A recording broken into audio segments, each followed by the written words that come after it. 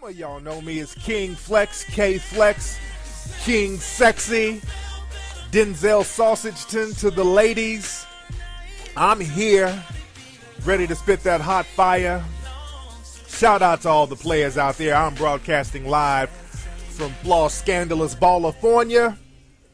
And today's show is brought to you by Kevin Derek Gentry, the real master P.I. pimp. The Boss Hog Macaroni. You can get all of his books at Amazon.com. That's Kevin Derek Gentry. He's the Iceberg Slim of this generation. He does personal coaching as well. You can call him directly at 248-662-5361. Brother got a lot of good game, and you can also check out his website at BecomeRichFamousFast.com. And today's show is brought to you by Case Ultra.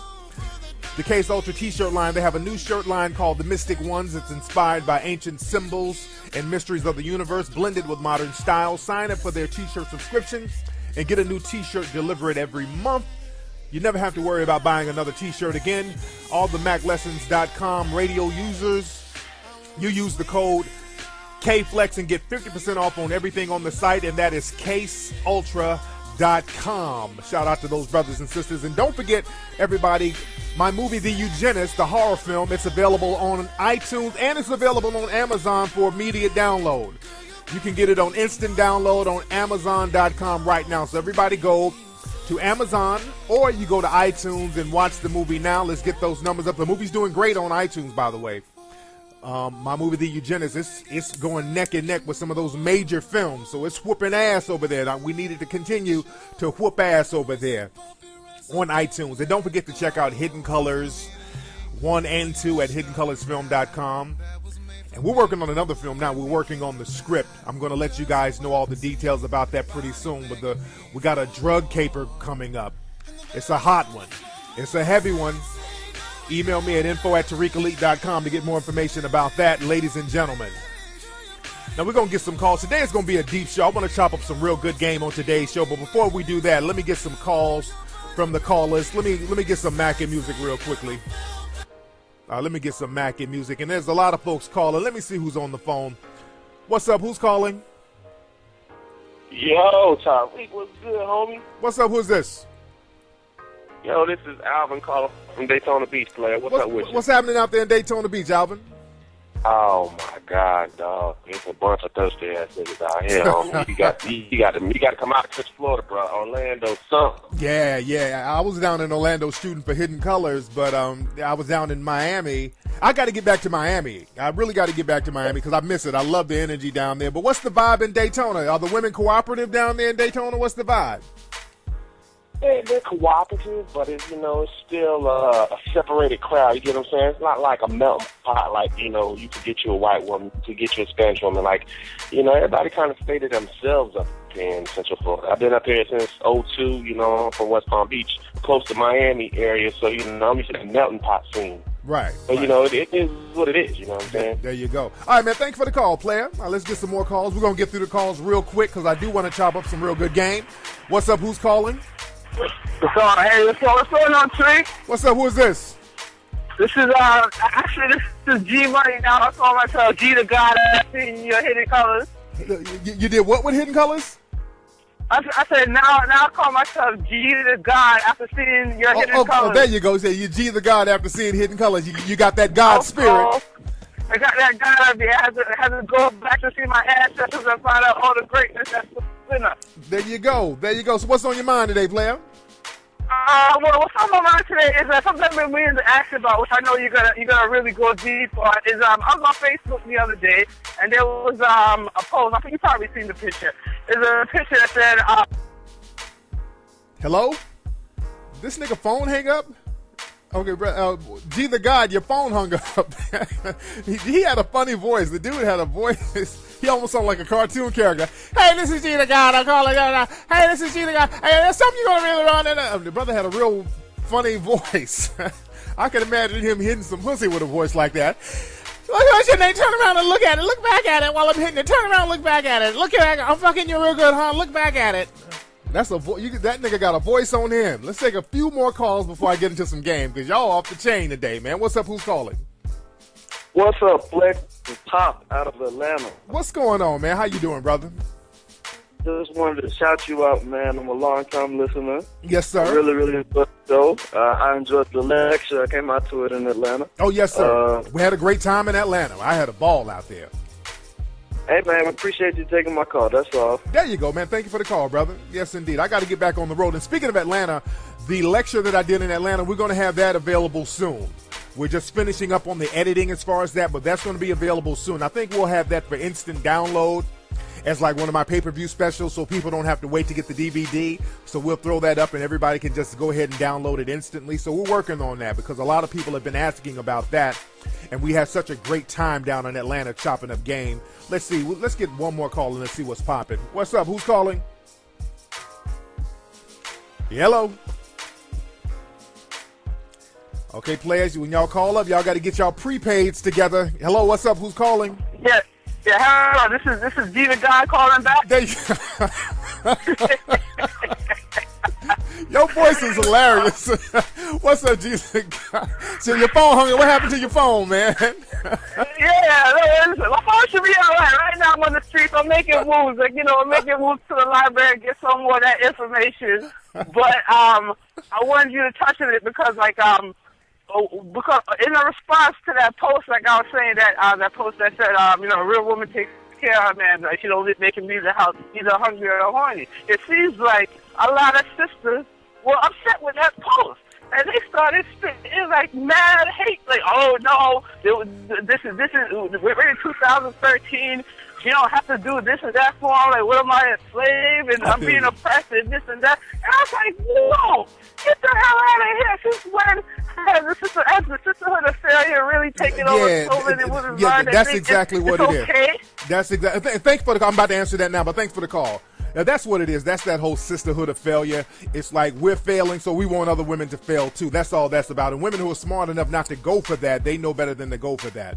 But again, either God, his voice is hilarious. He said he's making moves. What kind of moves you making, brother?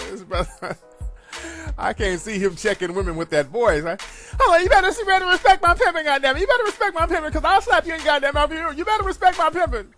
That brother talks fast and high pitched. Shout out to that. I got to meet that brother whenever I go to his city. Shout out to G to God. Holla at me when I come to your city. Anyway, let's get into some game. Let me chop it up, ladies and gentlemen. Let's talk about today's topic.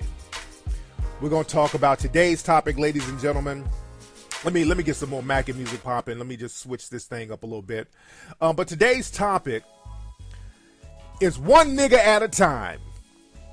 That's the topic for today. One nigga at a time. And some of you are like, what does that mean? One nigga at a time. The one nigga at a time rule, that's the rule where the dominant society, they'll only allow one black to penetrate the society. And they keep other blacks at bay, but they'll let one through, and they'll let that one black through only if they pass the test and they cut the mustard, and they got to keep that black person in check. That's why you always see black people who are successful. Every blue moon, they get put into their places. There's this thing where you have to put them in their place. You got to check them all the time, just in case they seem like they're gonna do something for other black people. They have to be put into their place. Or if they do something that offends the dominant society, they have to be put into their place. They got to put back in their place. We see this a lot with the president. Y'all notice the president is always being heckled, or some what was that white lady was putting her finger all in President Barack Obama's face. There's this whole thing where he has to be put in his place all the time.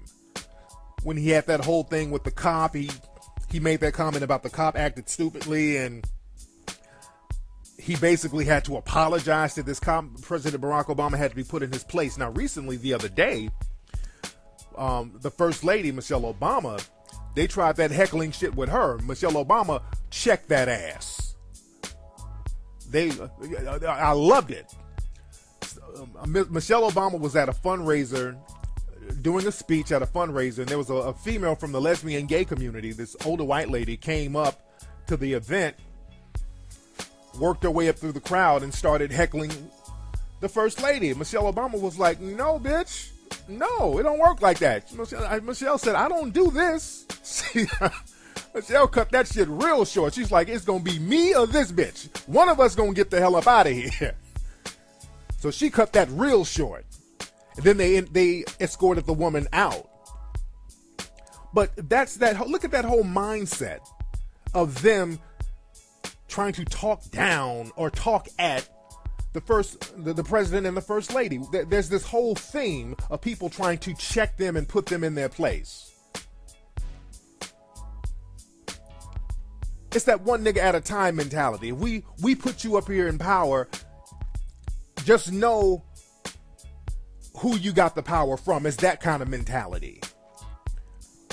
And another thing is, let me get back on the whole Michelle Obama getting heckled thing. The person who heckled her, they're running this lady's name through the media. They're not really throwing the lady who heckled her under the bus.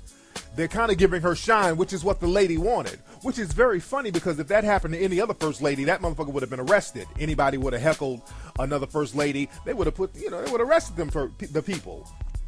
You wouldn't give them media shine, which is what they want. This is going to encourage other people to kind of say slick stuff and do slick stuff. Y'all remember there was a couple a few years ago who went up in the White House. I don't know if it was the White House, but it was some kind of event that the president was at. President Barack Obama was at some kind of event, and there are some people who crashed the event. There was this white couple who crashed the event. They ended up getting like a reality show. They're on a reality show. I think it's on Bravo or something. But that sends a message that some random civilians can get close to the president and nothing will happen to him. You know what I'm saying? So that sends a real strange message. But I digress as far as that. But the whole point is that there's this whole thing where black folks have to be checked. And if we let you into the dominant society, you got to get in this society based on our rules because we've selected you, and you got to be on your P's and Q's, and don't try to bring in too many others behind you. That's been the general unwritten rule. It's like we'll prop one of you up and rally around you and give you a lot of money, and this will prove that we're not racist. It's like if somebody says, hey guy, you're racist. Oh, I'm not racist. I love Michael Jordan. I got Michael Jordan posters all over my house. It's just, you got that one black motherfucker to hold on to prop up to say that you ain't racist. So there's a lot of psychological stuff that goes into that. Like Jordan, he was allowed to be the one nigga in the door, the one nigga at a time. Oprah Winfrey was allowed in that door. Now let's look at Oprah, and I talk about Oprah a lot, and I love Oprah, by the way. But Oprah was the one black friend that white women could have invited in their homes for an hour. That's why Oprah was very successful. You only got to let her in your house for 1 hour. That was your one black friend. She came. She gave you that nice, nurturing, mammy presence. And then she went home. She left. On Oprah, there was I think she was doing an interview with Shirley MacLaine, one of those actresses, and I'm trying to paraphrase here, but when Oprah was talking about losing weight and all this stuff, I think Shirley MacLaine said, if you lose weight, you're going to lose your audience. And she wasn't supposed to say that, because the unwritten rule is that we like our black women fat and sassy and maternal and non-sexual. So there's restrictions on the kind of black folks they'll let in the door.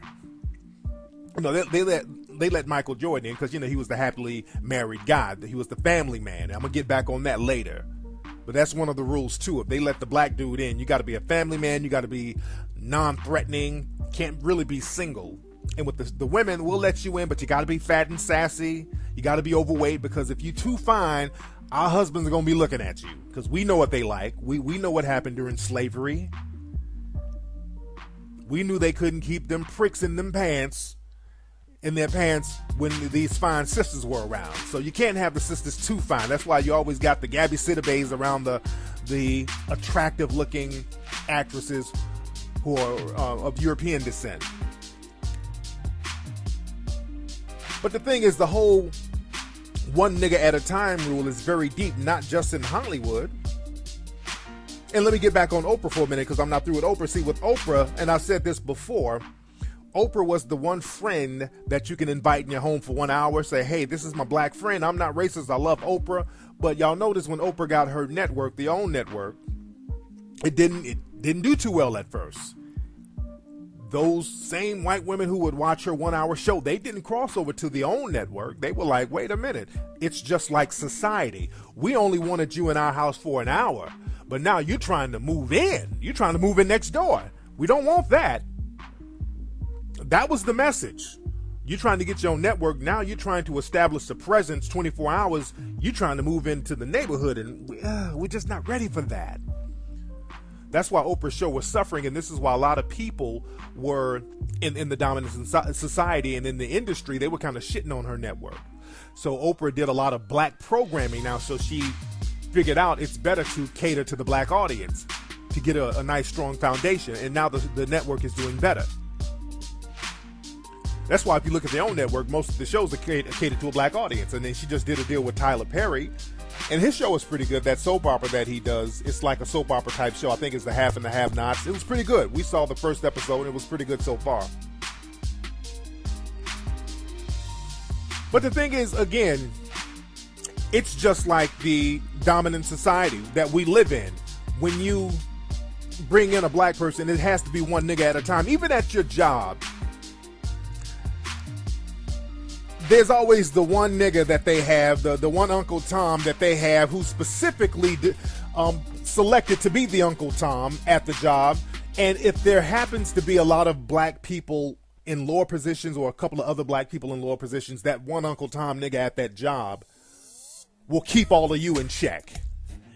They either put an Uncle Tom or a bedwench in supervisor roles or supervisor positions, and they really don't get promotions. They stay in the same position for like 40 fucking years. But the thing is, they love the title. And these niggas are like watchdogs.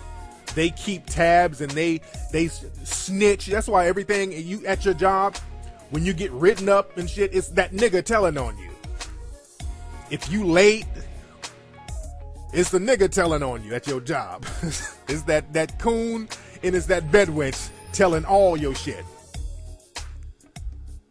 You understand? So they get one Negro at a time to put him in certain positions and keep that one motherfucker there in that position, and all the other blacks, if there are blacks at that location, they keep them in a subordinate position, and the black person who's the supervisor is usually the one doing the subordination.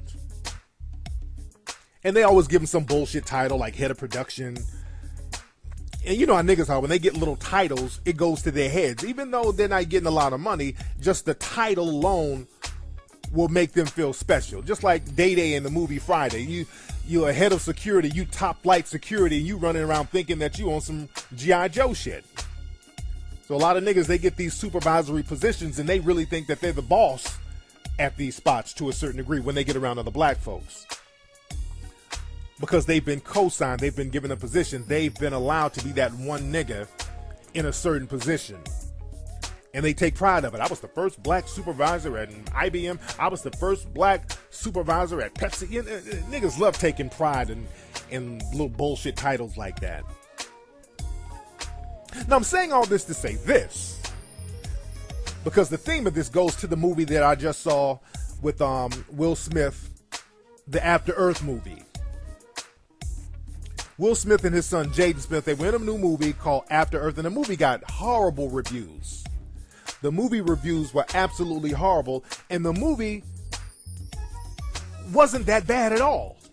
I promise you this, and I'm being very honest here. When I went to see the movie, I'm like, well, damn, because I like Will and I like Jaden.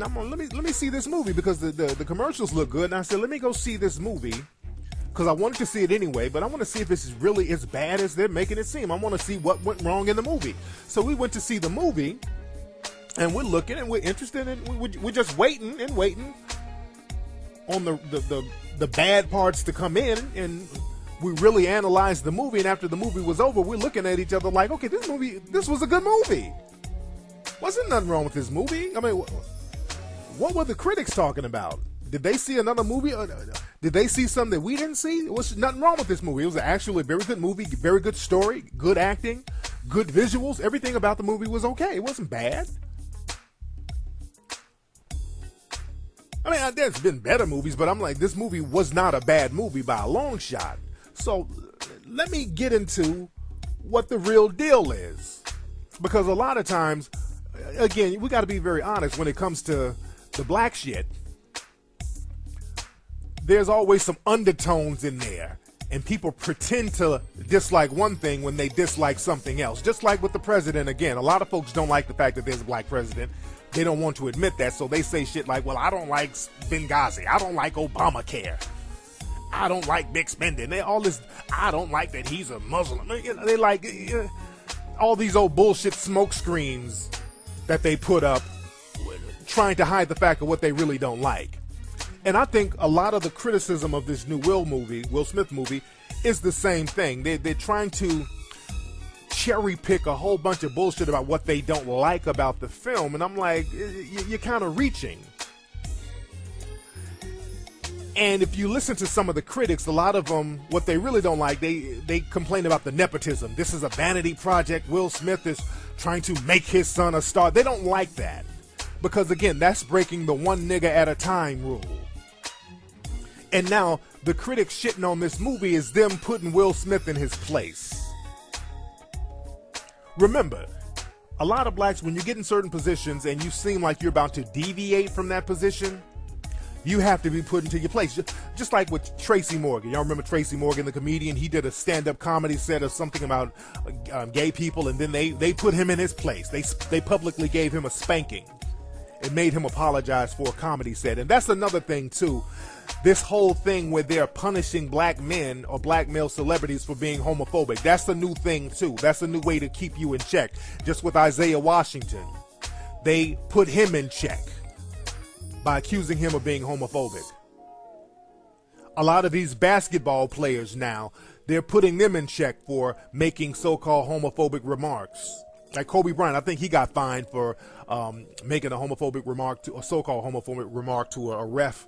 Another player, I can't think of his name, I think he just got fined $75,000 for saying no homo or something like that. So that's the theme now. We're going to put you in check. We're going to make sure you don't say some shit you ain't supposed to say. They don't do other people like that. If other people get out here and say nigga this, nigga that, they don't fine them and all that. They just give them a tap on the wrist and let them go on about their business. You understand what I'm saying? Y'all remember Charlie Sheen went on his little nigga rant. They didn't make him pay no fine. Even Dog the Bounty Hunter, when he went on his nigga rant, they didn't make him pay no fine. And he bought some inner city kids some toys and got right back on television. So again, this whole thing about putting black dudes in check once they put you into a certain position, just in case you break that one nigga at a time rule.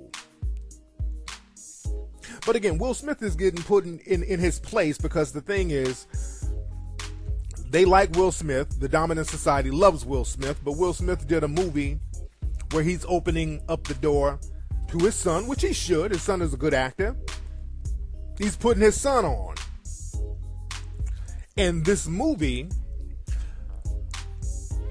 was actually a black movie. After Earth, when you look at it and think about it, it was a black movie to a certain degree. It was a non-black movie. That's what I like to call them. Just like Fast and Furious is basically a black movie. The only white person in the movie as a lead character is Paul Walker, but The Rock is black, Vin Diesel is black, Ludacris is black, Tyrese is black. You know what I'm saying?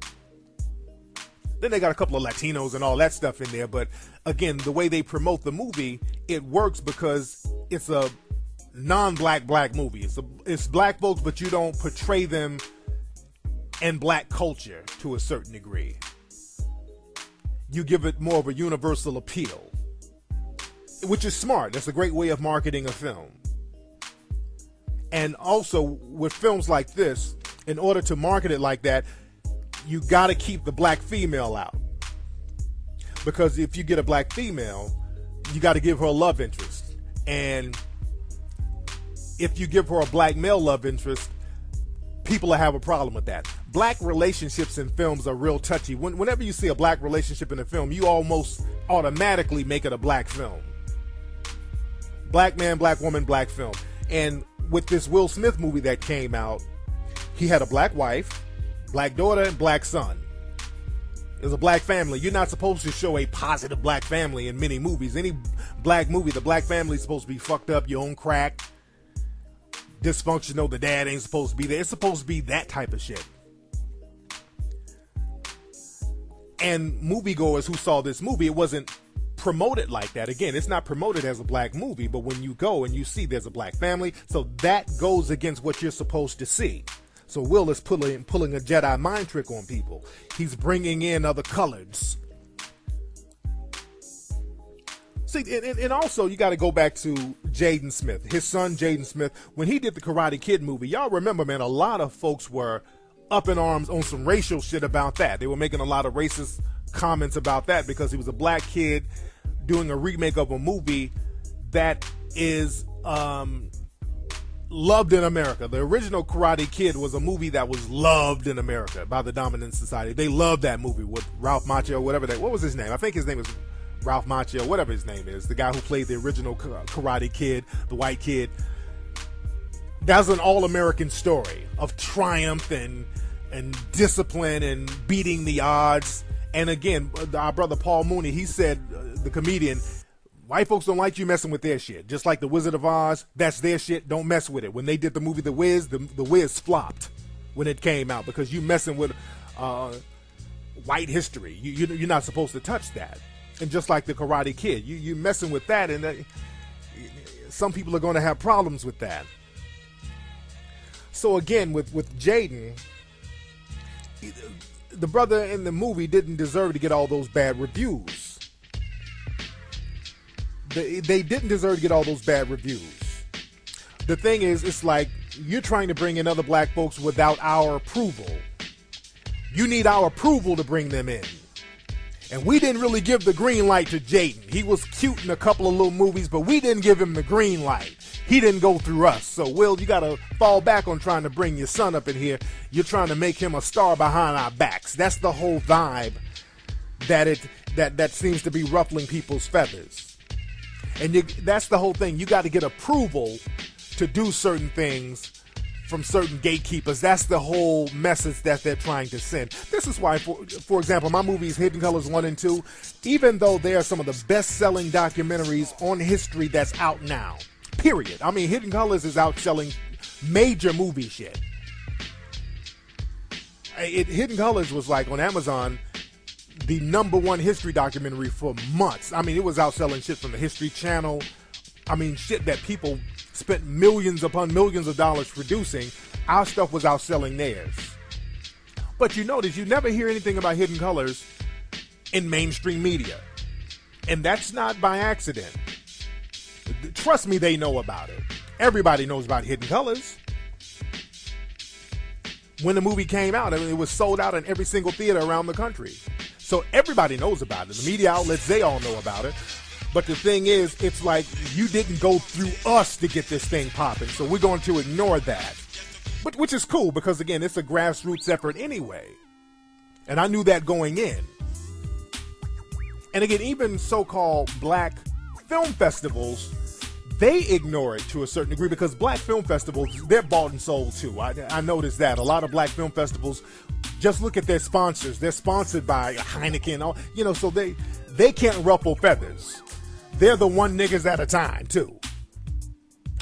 They got to let in, if the corporate people give them money, okay, it's like you got to bring in all the slave nigga coon shit.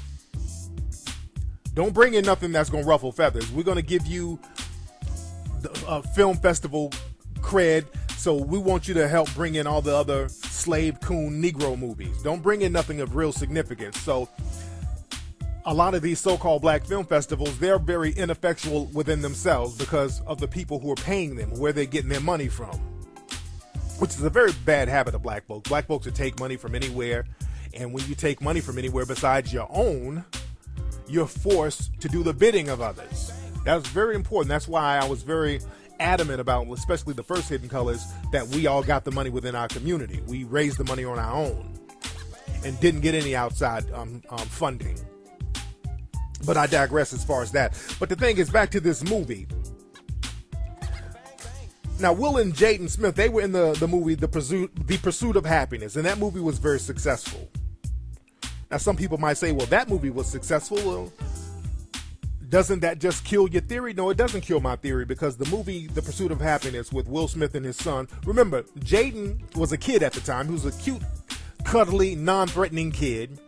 You know, they were homeless in the movie, so that was very non-threatening. So they can let a movie like that pop off with your kid. But now, Jaden Smith is a teenager. You understand? So he's not a little kid no more. So now he's getting into sex symbol categories now. See, as a kid, you're just a cute kid. But now when you become a teenager, you know, you're getting your look on, you're getting chiseled. Now the little teenage girls around the world are looking at you a little differently. And now you got to be put in check, especially as a black male, because look at Jaden Smith. Jaden Smith they show him like with the paparazzi going out with one of those little Kardashian sisters, one of the younger Kardashian sisters. I think he's dating one of them. I've seen him going out on a few dates with one of those chicks. So you see the little message there, what's popping off, and that goes against the grain right there, because black males in Hollywood, you're not supposed to be a playing the field type of playboy. You ever notice that a lot of black males in Hollywood, black male actors, they always have to be married. They always have to have the docile family man vibe. You can't be on that sex symbol, I'm dating this actress, I'm dating this model. You can't really do that as a black male actor in Hollywood and really get props. Now, white actors can do that. Leonardo DiCaprio can date whoever. Justin Timberlake has this girlfriend, that girlfriend. So you can't really be that playboy like that, because that's too much of a threat, showing you as sexually enticing to women of the dominant society. Just like with his dad, like Will and Jada, they keep promoting the Will and Jada relationship. Just like Denzel Washington, they always promote him and his wife. So that's very important if you understand that. Even though the Rock, Dwayne Johnson, he was portrayed as the married, happily married guy. I don't even think he's married anymore, but they never show him going out on dates or doing the single guy thing. You're not supposed to show that, because that's too threatening in real life. And if y'all think I'm reaching here, let's look at Tiger Woods. I'm not reaching at all. Let's take a good look at Tiger Woods. He was portrayed as the family man, the docile family man, the golfer. And what happened with Tiger? They found out Tiger was dicking down white women like it was going out of damn style. And people lost their fucking minds. Remember, Tiger didn't do anything illegal. He was just banging women on the side, just like a lot of dudes do. And he started losing endorsements. I mean, they losing endorsements because you got some side pieces? So y'all got to look at the underlying reason behind that. This dude was losing millions of dollars just because he had a few side pieces. They acted like this dude had committed a crime. They had old Gloria Allred running out here with the women talking about their victims, and they were acting like this dude was some kind of rapist. Because again, that's not the image. You're not supposed to portray that. You're not supposed to be rich and banging all these women. That's too much of a threat to us. And they white women too? So they had to put his ass in check. They were like, look, you are the one nigga that we let into this, and now you're misbehaving, Tiger? No, we can't have that, Tiger. We're going to have to smack you and spank your bottom and take a couple of dollars from you to let you know that we're not fucking around here. Now, you know you're the only nigga we let play golf. Now, you're going to have to behave. But now let's look at Will. But Will Smith is a very smart guy. Again, he marketed this movie like a typical science fiction flick, but it was a black film with a very positive message. So Will, in a sense, he got caught trying to sneak slaves off the plantation. You think people looked at the movie and they were like, wait a minute, Will Smith, you're up to something. You're up to something, Will Smith. You know, Will Smith, he smiles and he's very charismatic, but he's a very smart guy and he understands racial politics. That's why he turned down Django. Remember, Will Smith turned down Django because he knew what Django was really about. He's like, if I'm going to star in the movie, I want to star in the movie. And if I do Django, that's not the star of the movie. Y'all read some interviews that Will Smith gave about the movie Django. Will turned that down because he knew what was popping with that. He's like, oh, I'm not the star of this. Django isn't the star. He's dependent upon this white guy to really be his brains, and I'm not. No. I'll pass on that. Thanks, but no thanks. So again, Will is a very smart dude, and they're trying to put him in check with all of these negative reviews. They've gotten together as a collective to kind of shit on this movie and to sabotage it to a certain degree, because Will is smart and he understands racial politics and he's not going for the okie doke. And in this movie, you got black people as the hero. There's no white savior. You got a black father, black son, and there's a black wife, and there's a positive message. And he's dropping some real good game on his son, and they're like, oh, wait a minute, that's not what we signed up for. We like our blacks as slaves. We want to see the movie The Butler. We want our blacks as maids. We want fat women stealing chicken, getting fucked by their fathers. We want nigger shit. If we let you in, give us our nigger shit. And Will ain't giving them that nigger shit. You understand that? And another thing, in those futuristic movies, you ever notice in movies about the future, 1,000 years from now, any movie about the future, they always have a whole bunch of white people in there. So the black people are always minimal in the future. That's a real big thing. Look at all these movies about the future. There's always a bunch of white folks and one or two blacks somewhere. That's very important. So now you have a movie about the future where black people out here saving folks. That's not the kind of image people want to get into. Remember, you got a lot of science fiction nerds who really get into this stuff, and they fantasize about this stuff, and you're fucking up their fantasy showing them that black folks are running shit in the future. That's not, no. That's a no-no. That is a no-no. So again, it's that one nigga at a time rule. When you start breaking that one nigga at a time rule, people get their feathers ruffled. It's like, okay, if we make one of you large, we make one of you a star. That's not the green light to start bringing in all your folks. We didn't sign up for that. This is why it's very important, if you do business with people, still have your own industry popping. This is why I've been preaching this ever since Hidden Colors 2, but group economics. You got to have group economics so you can have group industry, so you can not only do business with the dominant society, you still have your community in which you can do business with. Because it's very important not to fall for that one nigga at a time okie doke.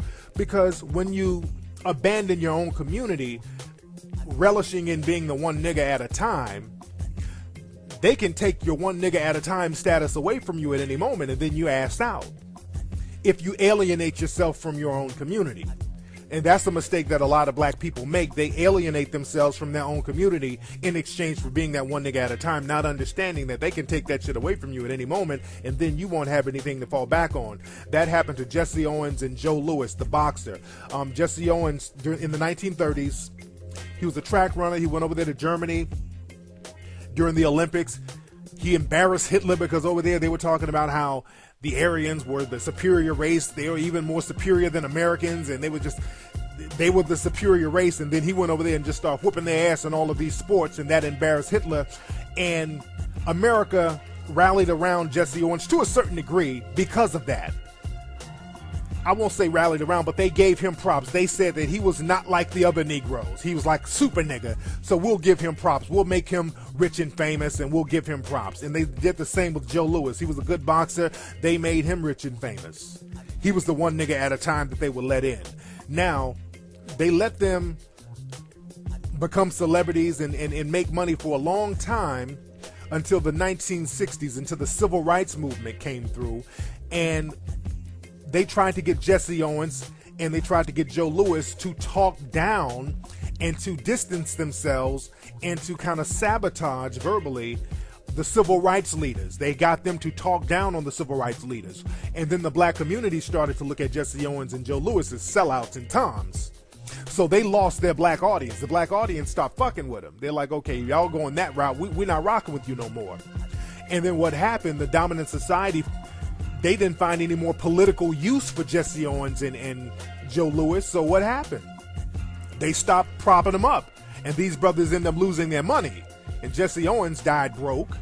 Joe Louis, when he died, he was like I think before he died, he worked as a doorman up in Las Vegas. So he lost all of his money. So the thing is, y'all, don't go for that okie doke all the time, being that one nigga allowed. Don't let them think you being one nigga at a time is some kind of badge of honor. Understand that that's a hustle to a certain degree. And again, that's why that movie was shitted on, because again, Will was trying to bring in too many other people. He's trying to bring in his son, and they're like, oh, we don't like the nepotism. It's a vanity project. And the whole industry is full of nepotism. It's all about whose cousin, relative, brother, uncle, aunt they can bring in. It's all about nepotism. So again, don't fall for the okie doke. Anyway, that's been today's episode of the Macklessons radio show. Y'all, don't forget to check out my YouTube videos. I got a new YouTube channel called Tariq Live, and I do a lot of humorous videos with game mixed in. Very funny videos. Y'all need to check that out. Go to TariqLive.com. Some of the videos I have up, type in ugly sugar daddy, Tariq Elite. Type in the definition of a simp by Tariq Elite.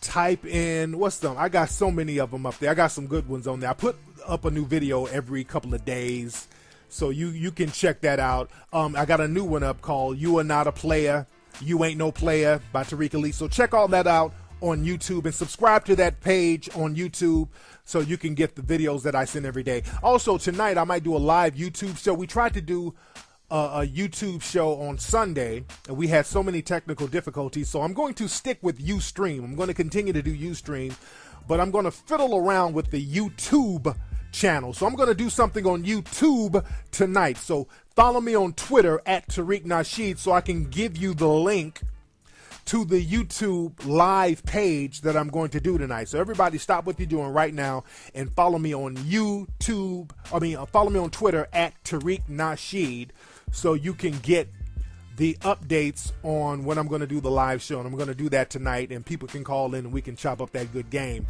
Anyway, y'all, I'm up out of here. Don't forget to go to iTunes and get the Eugenist.